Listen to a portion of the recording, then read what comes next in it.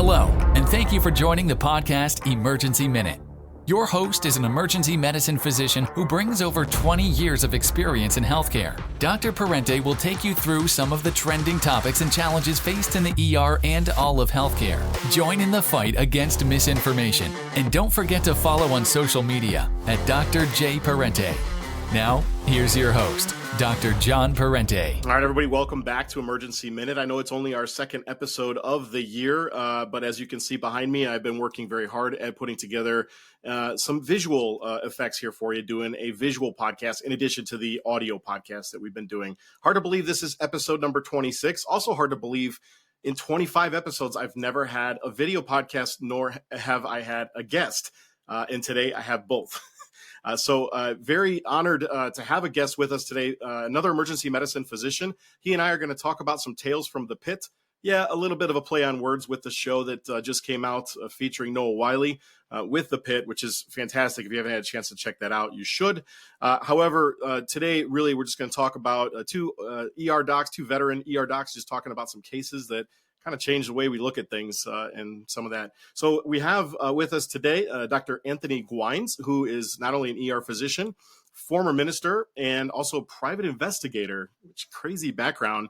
So we welcome him to the show. And most importantly, the owner and founder of the only scrub company in the United States that is made in the United States and is also owned all by physicians and nurses. And we're going to get to that a little bit later. But without further ado, Dr. Anthony Guynes, welcome to the show. Yeah, thanks. Wow, what an honor to be here. I didn't realize I was your first guest.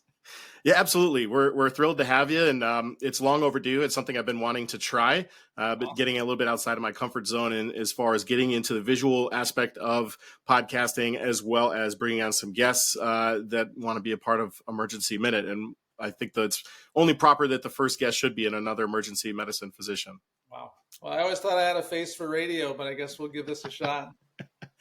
That's fantastic. So, that, Tales from the Pit, it actually reminds me of residency. We would, every, quarter or so, we would have a resident, what did you call that? The, like the residency meeting where all the residents are together with like a weekly kind of. Like weekly lecture or. Yeah. So we had that, but every quarter we would do this Tales from the Pit, and then the seniors and attendings would basically each present their like interesting cases or like, usually like an insertion or something weird. And it was called Tales from the Pit. So that's what it reminded me of.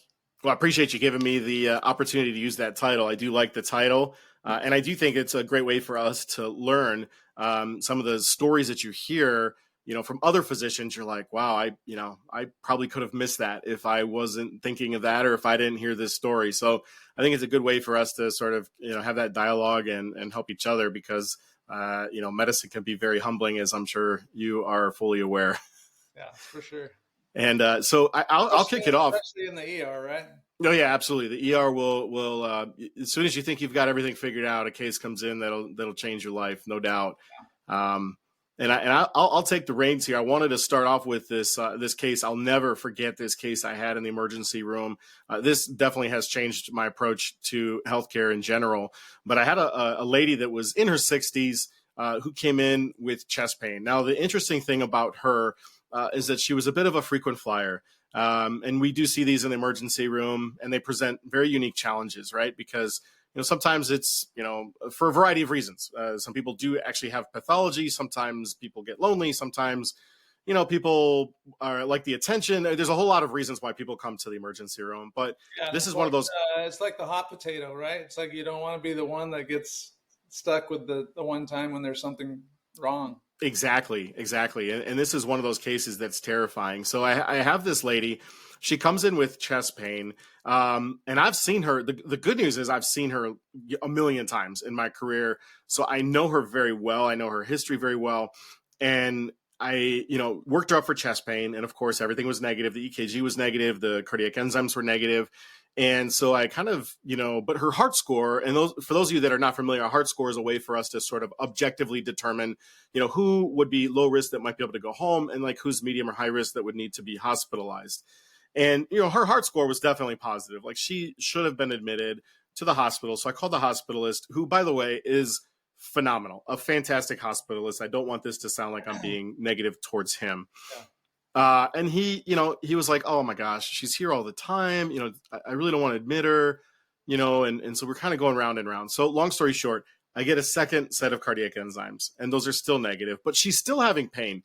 And the key for me, and I think the whole crux of this case is the clinical gestalt, and you can never, for those of you that are not familiar with gestalt, it's sort of it's a fancy word for, your gut feeling. Yeah, And gut feeling for sure. yeah, exactly. And I've seen this lady before. I know her, It's really like it's more than a gut feeling. It's like it's the accumulation of years of experience, and those patients that have stuck with you, and it's like a collection of all that sort of experience and learning that is just sort of like a general kind of gut feeling, right? Yeah, no, exactly. And you have to learn to listen to that. I always tell my younger, like my med students and interns, like you have to learn to listen to that, because this lady, I know her, and she's, she was like, this is not normal for me. This is not my normal chest pain that you usually see me for. And so it was interesting. So I called back to the hospitalist, and he's like, again, I don't want to admit her. Call the cardiologist. I called the cardiologist. He actually came to see her in the emergency room, which, kudos to that. And he did a stat bedside echo, knowing that the hospitalist really didn't want to admit her. Echo is completely normal. So now I have 2 sets of cardiac enzymes. I have an echocardiogram. And then I'm like, well, what else? Could I be missing something? Am I missing something? So I do a CT of her chest, looking for like PE, a blood clot, pulmonary embolism. Have you done an X-ray already? Or Yeah. X-rays, labs, everything else was normal. So we do the CT angiogram. That's negative. I'm on my 3rd enzyme, and it's still negative. So I have 3 negative enzymes, negative CTA, negative echo. Yeah, and so we're coming up on. There's no reason not to discharge her at this point. Exactly. Right? Which is the whole terrifying thing. So we're getting up on discharge, or on a shift change. It's coming up on 7 p.m. And I know that the hospitalists switch at 7 p.m. as well. And I know that the guy that's coming in, there's not a chance in where that he's going to deny this admission if I call him shortly after 7 o'clock. This lady's got extensive disease, everything else.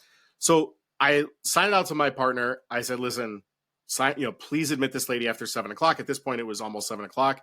And, I went home for my shift. Well, lo and behold, that lady that was still in the emergency room, he called and got her admitted, which was great. And while she was in the emergency room, she ended up having ST elevation, ended up having an MI. She ended up having a heart attack, for those that aren't familiar with that medical term. And she had cardiac arrest in the emergency room that night around 8 o'clock. She would have been home probably. Yeah. Long. Yeah, and unfortunately, she did pass away, unfortunately. Wow. But I remember coming in the next day, and that hospitalist came up to me and was like, I will never in my career doubt you or turn away an admission from you, because I kept telling him, like, my gut feeling, this is my gestalt, like this lady needs to be admitted. And it's just it's a terrifying story, because how many patients do we see that have, negative cardiac enzymes times 1, times 2, times 3, and then having something like this down the road this is a pretty rare circumstance. But again, medicine can be very humbling, and I'll never forget that. And my message to the students and things like that out there is listen to your gestalt. Yeah. It never feels good when one of your patients, doesn't make it. But I think when you know that you've done everything possible, it at least gives you a little bit of consolation, you went above and beyond and did more than most of us would have done. And so, yeah, kudos to you. That was scary. well, from a medical legal standpoint too. If I sent that lady home and she ended up having cardiac arrest and came into the ER as a full arrest, I might as well just call the malpractice attorney myself and just let them know, hey, I just sent this lady home. So it's crazy, very humbling. Do you have any cases that you wanted to share? Yeah, for sure. So I have a few in mind. So I guess I'll let you pick. I've got something personal, something off duty, and something that's a little bit funny, a little bit scary. Let's start with the funny, scary one, but I'm curious to see this off duty one. Okay. We do funny, scary. So so I was working. I've kind of worked all over my first couple of years out of residency. I did this sort of like internal locums thing with one of the big groups where they would send me, it was called special ops. So they would kind of send me to the remote kind of places that were either struggling or they were struggling to find somebody to be there. So I was about 4 hours outside of the city from any, from the closest city. It was kind of close to where Kurt Cobain was born Oh, wow. in Washington. And so I'm out there remote. And so there's very few specialists out there, but we do have this internist who he's a British doc, and he's an internal medicine, trained, but not specialized, but he sort of functions as a cardiologist in that area. And everybody, I mean, he is just like the best doctor. Everybody loves him. All the staff love him. The patients love him. And he's been around like forever. He's a little bit on the older side, and just everybody loves him. And so I'm in the ED at night. And so I'm the only doc there. It's single coverage. And just this place is like super busy, like 7 to 8 ambulances an hour, in the evening as single coverage, remote. And so just like a wild place. But so he comes in on his own. He comes in with his wife, and he tells me, and he's there as a patient. And so he tells me that he has a history of AFib, which I didn't know that. I think, no, it was a history of SVT. So he had a history of SVT. I never knew that, but he was in SVT when he got there. And he said, I tried to take care of it myself. I tried to take some diltiazem at home, which I don't know if he was on that normally, but he's like, I took 120 milligrams of Dilt this morning, and still, I've been feeling like I've been in SVT all day, and it's just not getting any better. So I figured I had to come in and get some, now I'm blanking on what we give for SVT, but basically like where we stopped. That's some adenosine, maybe. Yeah. So he came in to get some adenosine, and so I was like, adenosine, it's nothing. You just squirt it in quick, and usually, it resolves. And so we assembled the team. We had everybody together. We put the pacer pads on just in case. I don't know about you, but I normally start with like the full dose. I just start with 12 to begin with, because I figure why mess around with 6, just give the full dose and, hopefully resolve it in 1. And so, we're all together, we're all kind of gathered around. He's in like one of our main kind of recess rooms, and the team is there. And again, this is like everybody's favorite doctor. I mean, everybody just like loves this guy to death. But it's such a, it's a relatively simple, procedure that we do quite frequently. And so we pushed the adenosine, and I guess I hadn't fully thought through like maybe what effect the Dilt might be having still or whatever. Because normally, you push adenosine, you'll see like a 3-second or maybe a 5-second pause, and then, it'll just restart in normal sinus and you're good to go. So, but this time we push the adenosine, we wait, there's a pause, and then there's more pause.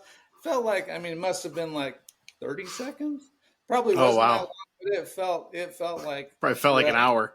And nobody wanted to say anything. We were all just like looking around like, shit, like you just killed doctor, like our favorite doctor. What'd you do?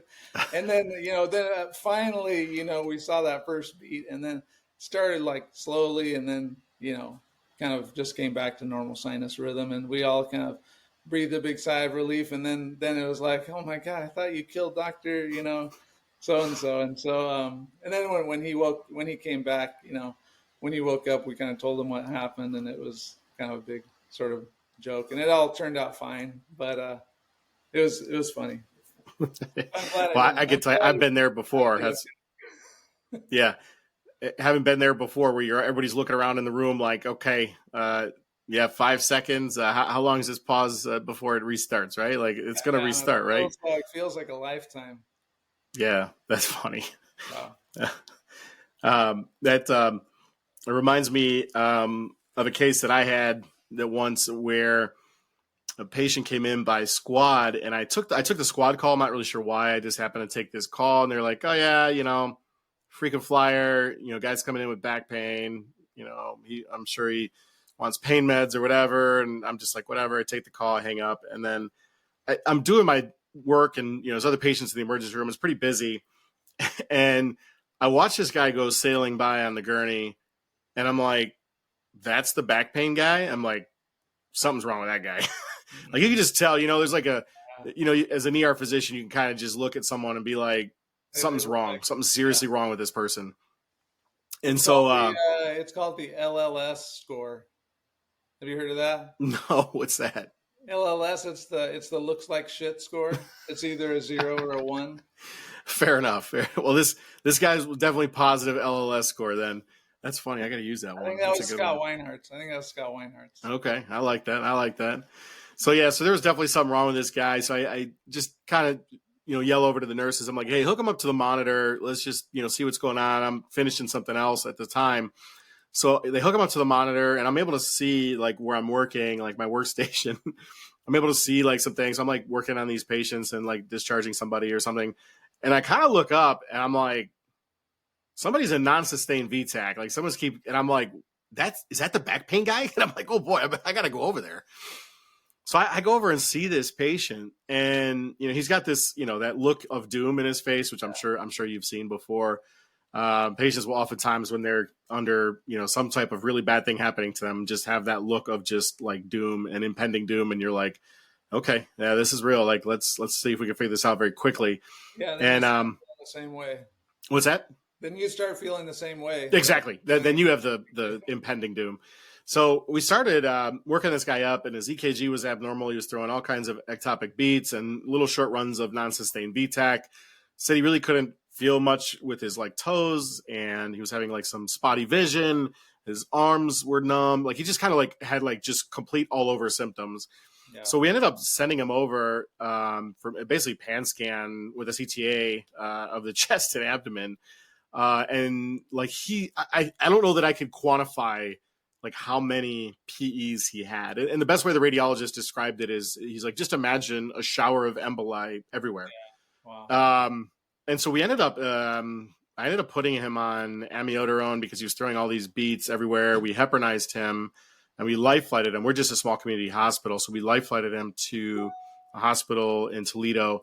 And, he ended up being seen by like vascular, and he had a prolonged hospital stay. But at the end of the day, they never really figured out why he had this like shower of emboli. Wow. And they were clots, or they were septic emboli? Or? No, just clots. Yeah, just clots.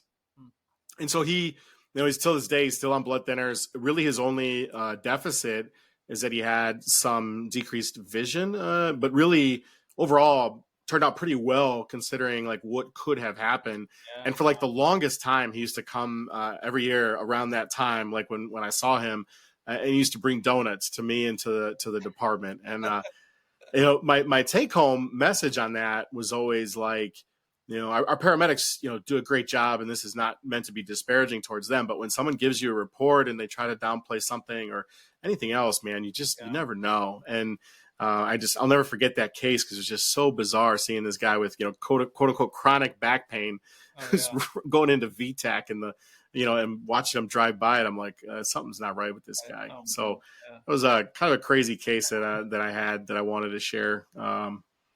Because I think sometimes we never take anyone's word for it. That's for sure. Yeah, exactly. Sometimes you get taken down the wrong pathway, whether it's yourself, the patient, the nurse, the paramedic in this case, kind of leading you down this pathway. Like, oh, this guy just needs some pain meds and let's get him out of here, whatever.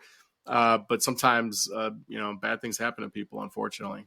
Yeah. Wow. So I kind of, when I was telling you the story about the internist, it made me think of a couple other cases I hadn't planned. These are just really quick, but just interesting when you're out in the middle of nowhere like that, some things that happen. We had one guy who was, I think he was like 95, lived in a trailer park. And again, this is kind of where Kurt Cobain was born. So it's a very remote, just like depressed kind of community, and lots of weird things happen, lots of drugs and crazy things, as you can imagine.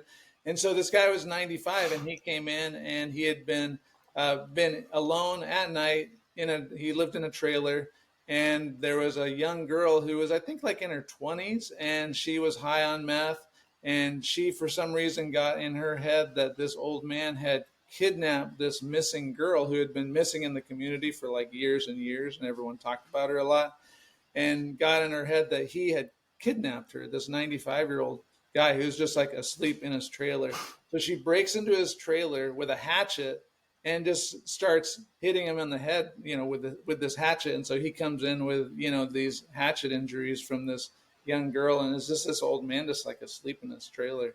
And Oh my gosh. he actually did fine. He did okay. Like we were able to ship him out to the trauma center, and he did all right. But just like crazy story. And then there was one more where there was a frequent flyer, kind of like how you shared.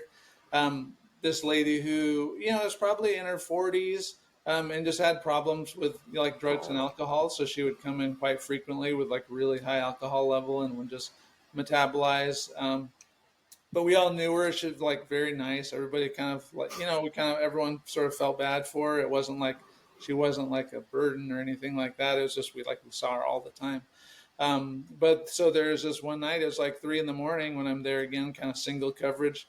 And she gets brought in on an ambulance, and she had gotten high and drunk, and for some reason, like fell asleep on the railroad tracks. There's a train that kind of comes through town, and fallen asleep on the railroad track with her legs like across the tracks, and basically just amputated both legs above the knee when the train ran over her. But other than that, she's like totally fine. So she's comes in on the ambulance with both legs amputated and like horrible pain, not like actually not bleeding a whole lot. And we tourniqueted her, put her on a helicopter, went to the trauma center. She did fine, but we never saw her again. I mean, because we put her on a helicopter 4 hours away, and I'm assuming she ended up having to go to a rehab and nursing home, and never saw her in the ER again. But probably ended up staying there locally at one of their rehab centers, or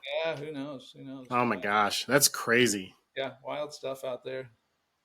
Well, one of the reasons why I wanted to have you on this show is I am very impressed, and I love this concept of Soleya Scrubs. So I wanted to give you the opportunity to tell our, the members of the show here, tell us a little bit about Soleya Scrubs. I am wearing some right here. Gotta do the selfish plug here. Oh yeah, I wear them at home. Love them. They're super comfortable. My wife loves them. She's like, "Oh, those are real nice. Those are soft." So just give us a brief story about Soleya Scrubs. I think this is a fantastic concept. That was quite a segue. Going from a double amputation to Soleya. That's the ER. That's the ER. Typical ER. Yeah. So Soleya. So I'm a doctor. I'm an ER doctor, but my wife Beth is a nurse. And a couple years ago, she was. We had always just worn kind of whatever, normal kind of scrubs. And she, at the end of COVID, she had been home for 10 years with the kids, because we have 4 kids. And she was basically took the time when I was in med school and residency, and kind of, was managing the household. And so took some time off work. But then a couple of years ago, decided that it was time for her to go back to work as a nurse. And so she tried on all the different scrubs from the different scrubs companies, and was just feeling really frustrated and kind of disappointed of she tried this one on and it was too tight. This one just looked weird, and she had just kind of gotten used to wearing comfortable clothes all the time and not having to be stuck in scrubs, and about the same time, during COVID, I had sort of gotten a little bit more interested in men's fashion and looking good and dressing nice, and was just feeling man, why does scrubs why do they just look so bad, so not stylish. And but so as Beth was getting frustrated with all the scrubs, there was one night where she was like, how is it that in 10 years scrubs haven't improved at all? They really haven't changed at all. Figs was the last scrubs brand to really change anything, and they came out 13, 14 years ago. And really no innovation since then. And then she said, she was like, why can't I just wear Viore to work? Viore or Lululemon, just something that's really soft. And right. That's kind of what she had gotten used to wearing, during COVID. And so we got to talking, and we were just thinking why can't we wear comfortable, stylish clothes to work? There's no reason why scrubs need to be made of bed sheets and look bad. And so bed sheets, so true. And so, yeah, so we basically had the idea of take what's been done in kind of the world of performance apparel, like, athleisure type um, brands like Viore and Lululemon, and wanted to start a scrubs brand that kind of brought that kind of style and comfort and brought it into the world of scrubs. And so that's how we started Soleya. So.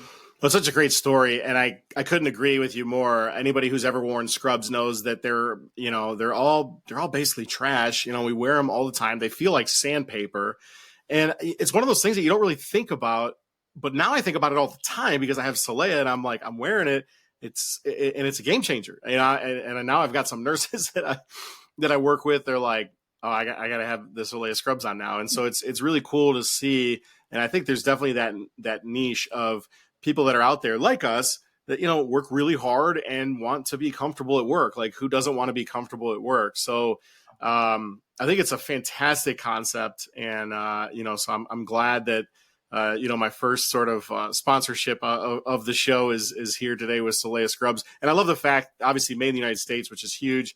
But even more so, owned 100% by physicians and nurses, which I think, is really cool. I think it's a really cool touch. Yeah. I mean, I think we just, from talking to people and everything, all the different styles and things that we have, it's all been developed like with the people that we work with, and they're trying stuff out and giving us ideas and giving us, feedback on what styles they'd like to see and what colors and what features. And we just, are trying to make something that like all of us wish that we had, basically, So like for me, I would always be annoyed because my pockets, like my cargo pockets, which is where I put my stethoscope, like, it's always like a little bit too low. So your stethoscope is just rubbing on your knee the whole shift. Right. And so we just we put our cargo pockets up a little bit higher, or, like how your pocket like sags when you put your badge clip on it. So we, put a stitch there so that your pocket doesn't sag. And there's so many of these like little things that just like what we do is hard enough, so what can we do in terms of what we're wearing to like just kind of help us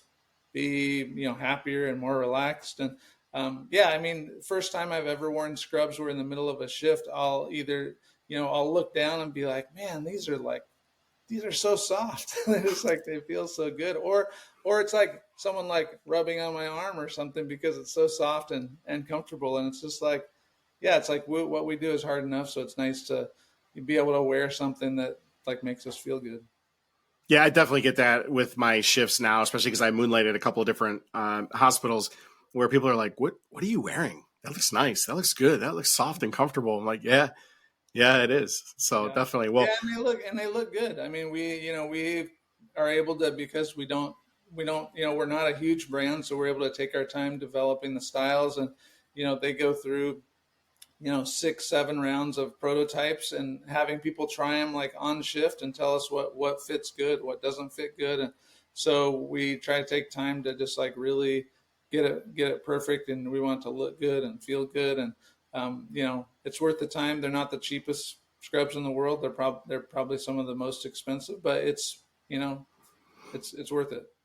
Yeah, I completely agree. And to anybody out there that is interested, we're going to put a link on the show itself here. And you can use the discount code Dr. J Parente 20 and get yourself 20% off. And I feel like Soleya is constantly giving away, free, discounts and things like that every time. Since I've bought a few sets myself, of course, I do get a lot of emails, like an opportunity, like, hey, if you leave us a review, or, there's different ways that you can even knock that price down a little bit more. So I definitely encourage the listeners to give it a try. I don't think you're going to be disappointed. In fact, all the nurses that have bought the scrubs already have told me that they love it, and they're going to have I think we ruined them, because now they're going to have a hard time going back to the other paper, the sandpaper scrubs. So every time what happens is we have a new customer. They'll buy one because they've heard about it from a friend or saw an ad or something, and then without fail, it's like about 2 weeks later we'll get another order for like 3 or 4 sets, because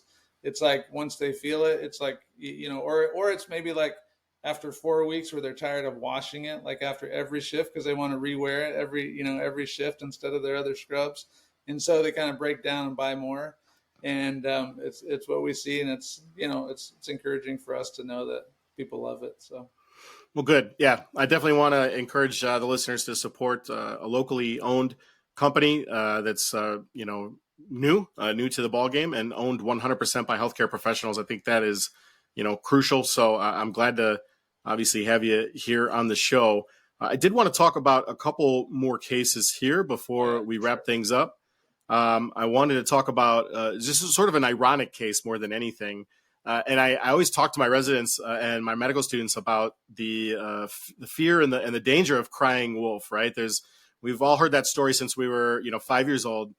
And I had a lady that used to come to see us all the time, probably about 3 days a week, and she was very nice, very pleasant. And she had this like migraine headache, and she'd come in, like I said, 3 days a week, and she had like sort of a standing order. I think she was getting like Stadol and Phenergan or something, like some weird narcotic thing that was used 100 years ago that we hardly ever use nowadays.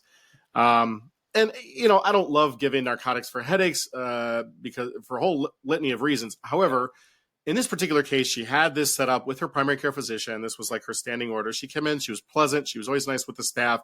She got her treatment. She went home, and like, it just was what it was.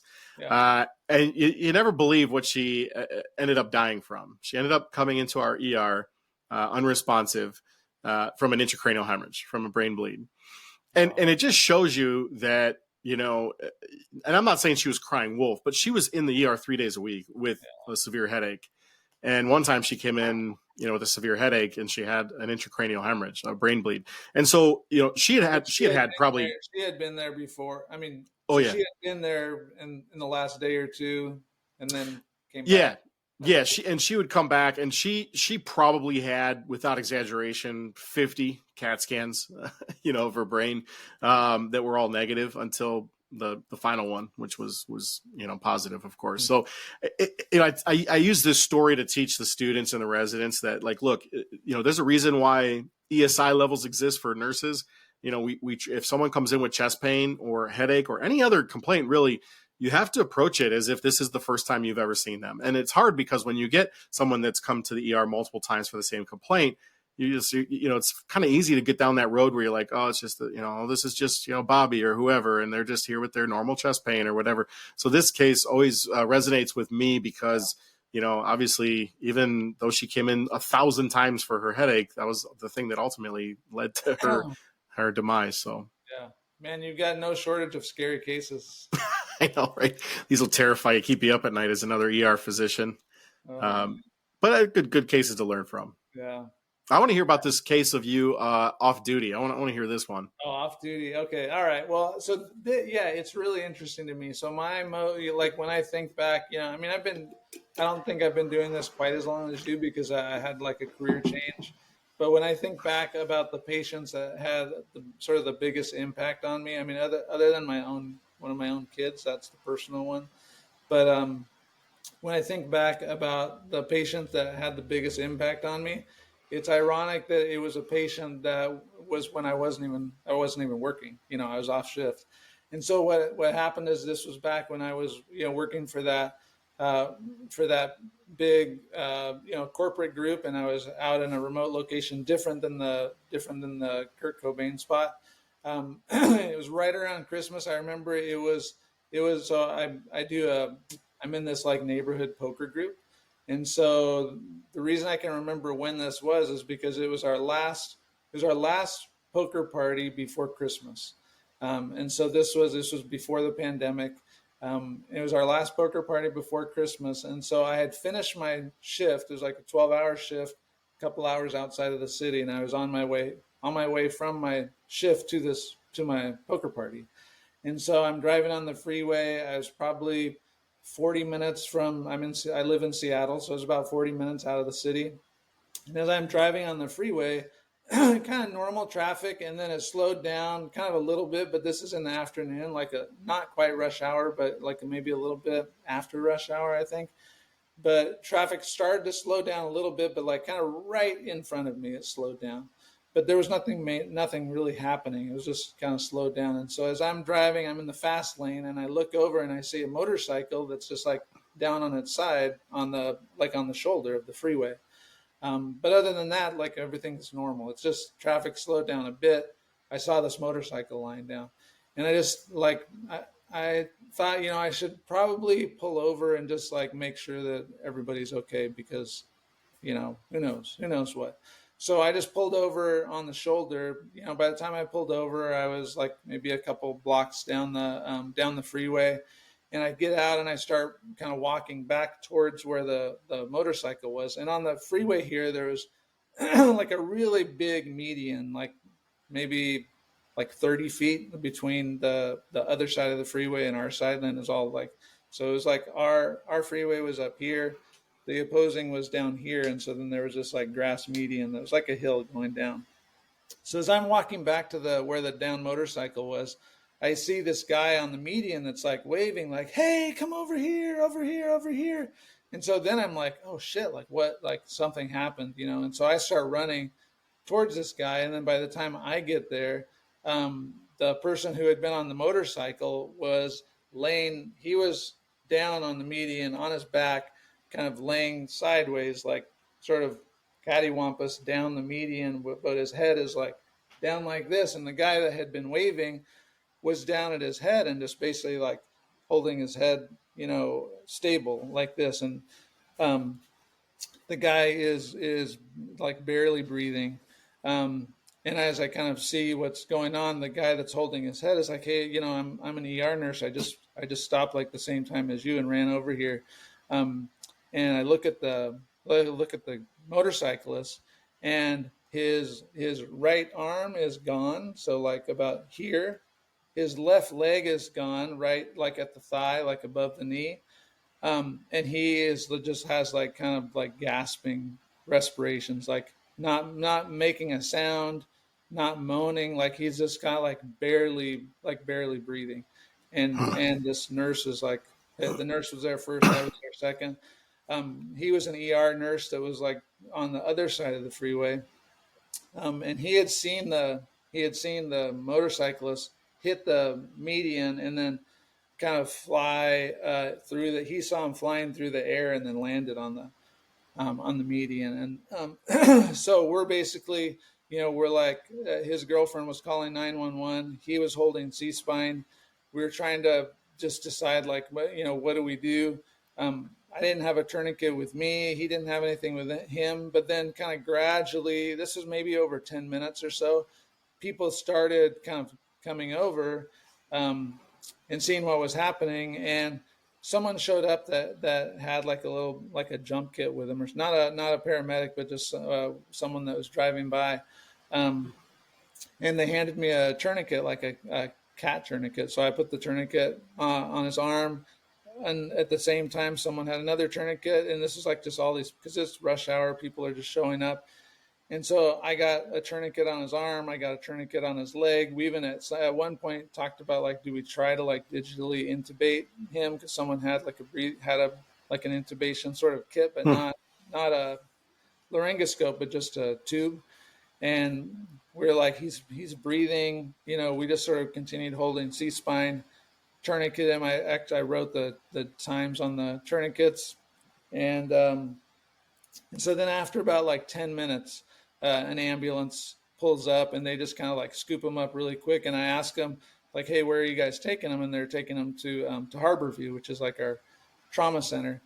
And so it turns out that, so I knew somebody that was on shift at Harborview at the time. And so I was like kind of texting with them to see what was going on. And it turns out that as the ambulance was pulling up to the hospital, he died, he coded as they were pulling up. And so they brought him inside.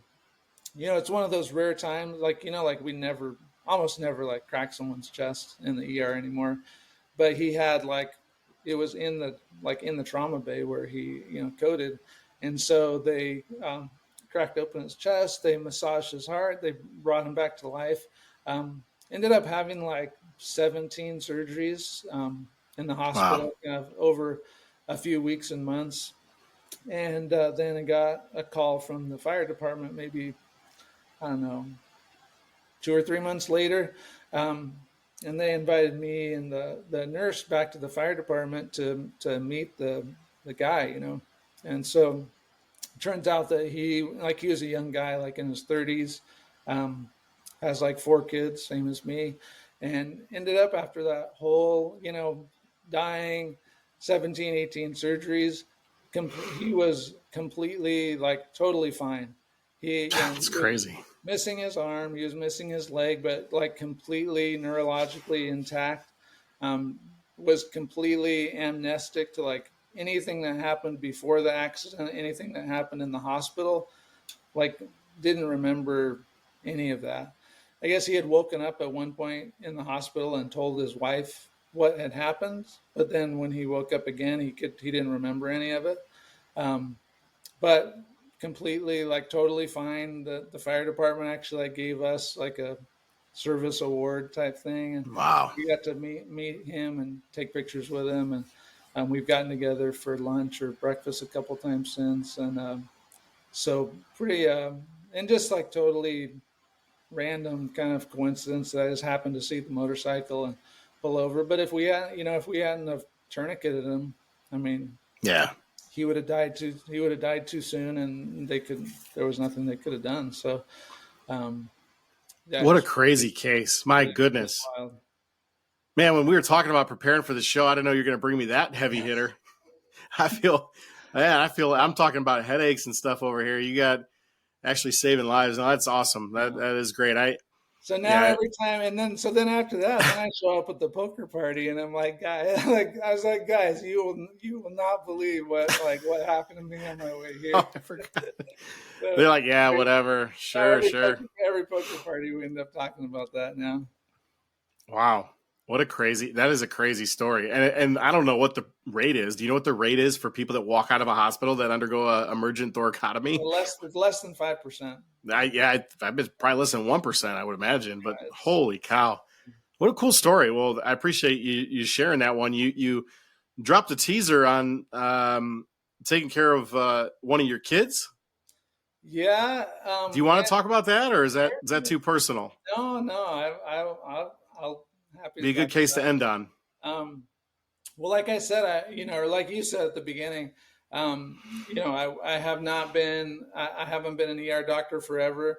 I had a kind of a previous life where I was a minister, and so I was essentially like I was an evangelical fundamentalist minister. Had been to seminary.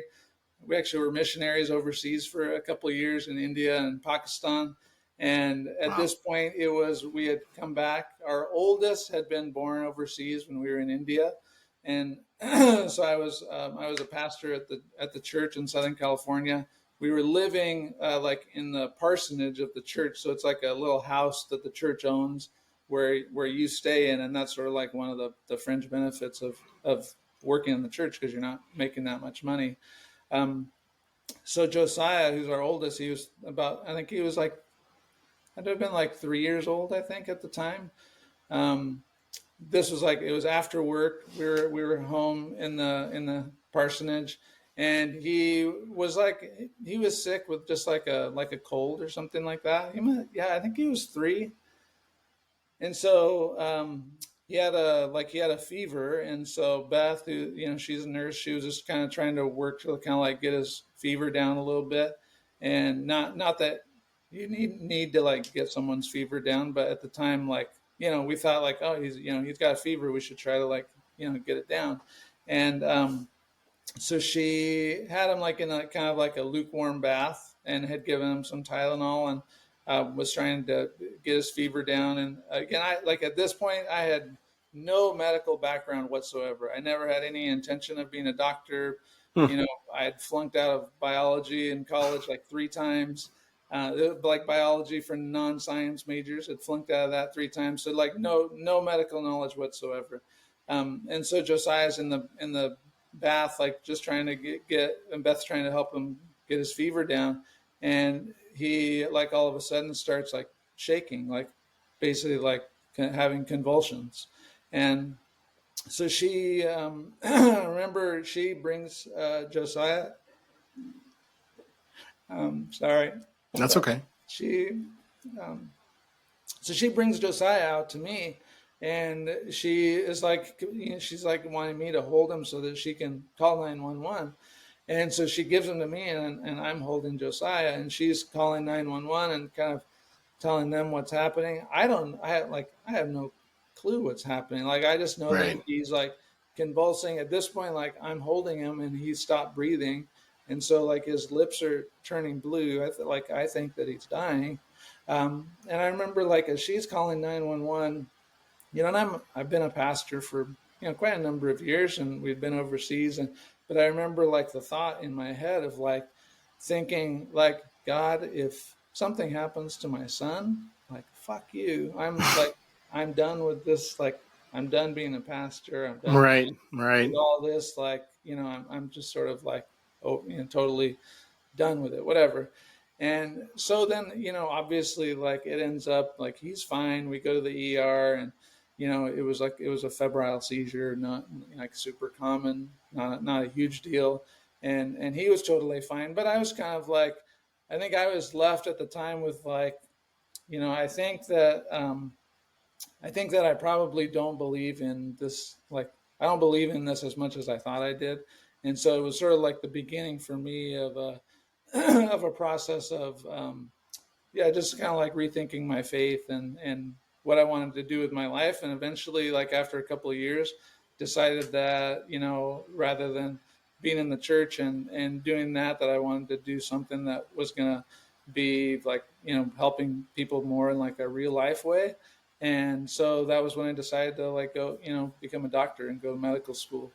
And what's interesting is so like so now, in the ER, like we see febrile seizure patients like quite often, at least, I don't know, once every few months. Yeah. But every time without fail, when I have a febrile seizure patient, I love it. It's very like, gratifying and fulfilling, but I'll always tell the parents that story, and they appreciate it. But then, I also end up crying every time I tell them the story, because it definitely hits, close to home. But, Yeah. but it's actually Wow. been really good, because it's, something we see a lot, and it had a big impact on me. And it's nice to be able to like help families that are kind of like in that same situation, so there you go. Wow. Man, I did not see this coming on the back end of the show here. That is what an amazing story that is, and kind of propelling you into your career as an emergency medicine physician. And I, kudos to you, because we kind of fall guilty in the ER. I mean, we have to build some walls, right? We have to build some level of separation between ourselves and the patients, and so we don't care too much. We still care, of course, a lot, but you can't like take this type of stuff home with you. So I feel like with febrile seizures, you're kind of like, yeah, it's just a febrile seizure. Your kid will be fine. Like, here's your Tylenol, that kind of stuff. But having gone through something like that with your own child, and seeing the change in the color of their lips and going through that is definitely gives you a whole new perspective. I tell my kids all the time, like, we talk about perspective a lot, and I'm like, you guys want perspective, just come into the hospital for one day with me, and you will gain a whole new appreciation for the life that you have. And, tomorrow's never promised. So, wow, what an incredible story. And obviously catapulted you down this pathway that you're on now. Yeah, I So think very cool. I think what we do, it's not easy, but I think it's got to be one of the most uh, you know it's one of the most fulfilling, professions I think somebody could have. And so I think even though it's hard, I think we're both pretty lucky. Yeah. And I think if nothing else, we are in a very unique position in healthcare where we impact so many people's lives on a day-to-day basis. And yes, mostly positive, but there's plenty of negative too. And giving bad news and things like that never gets any easier. But just, having that ability, like you said, it's sort of an honor to be able to take care of patients and have that impact on their lives. In the emergency room, it's definitely can be very sobering, can be very humbling at times. But Yeah, it's really cool. I mean, this is just like I really appreciate being able to talk to you about this, because it's nice. Like, I don't know about you, but like it's what we do is really hard, and so I think a lot of times I tend to just feel more just kind of tired of what we do, and it's a good reminder of like the impact that we have, the impact that it has on us. And just really like, it's really refreshing to be able to talk to you and be able to like hear your stories and like share some stuff that's happened to me. And I think it'd be good for all of us to be able to do that more often. Yeah, I think talking about these things, sometimes it's hard. You don't want to talk about it at the end of your day because you don't want to necessarily relive everything when I come home, talk to my wife. Who are you going to talk about it to? Yeah, exactly. You know? And so, obviously, bourbon at the end of the night can only do so much. And I think this is a good, healthy outlet as far as being able to have a conversation with another ER physician. So I'm very grateful that you shared those stories. Those are powerful stories. So I appreciate you. This has been great for first guest on the show. This is some powerful stuff, man. Next couple of guests are going to have some big shoes to fill. So I do appreciate your time. No, thank you. Where can people go to find the Soleya Scrubs to put an order in? Yeah, absolutely. So our website would be the easiest. So soleyascrubs.com. If you could, reverse that, soleyascrubs.com, or you can find us on Instagram. We've got tons of cool stuff on there. We're on, TikTok, Facebook, YouTube, at Soleya Scrubs. So if you Google us, we'll pop up. Well, that sounds great. Well, I can't thank you enough. Encourage people to use the code. Getting 20% off is it's the best deal you're going to find. So definitely use that. So I'm sure you're going to post that code in the comments or something like that. Yeah, so be sure, guys, to go check out Soleya Scrubs and check them and follow them on social media. They have a lot of fun content on social media. You might even see my face here and there. Not as fun as yours, but yeah. Well, yeah. Don't forget to follow Dr. J Parente too. That's always fun too. We always have a good time at that. I do have some upcoming shows that I'm very excited about. I have a conversation with one of my other colleagues about CPR and DNR because there's a lot of misunderstanding about that. I do have a very special guest coming up in 2 weeks from now, Dr. Glaucom Flecken, who many of you know from social media. So I'm super excited to sit down with him for a half an hour and talk about how broken the healthcare system is, specifically insurance companies, and a lot of that happening in Washington right now. So we're going to kind of touch a little bit on that, but I wanted to thank he's a funny guy. Yeah, he is. He's great, and he's actually doing stand-up comedy now. So I'm curious to see what show he's got going on, and we'll be happy to promote that too. So, that's awesome. Well, thank you, Dr. Guynes, for joining us today.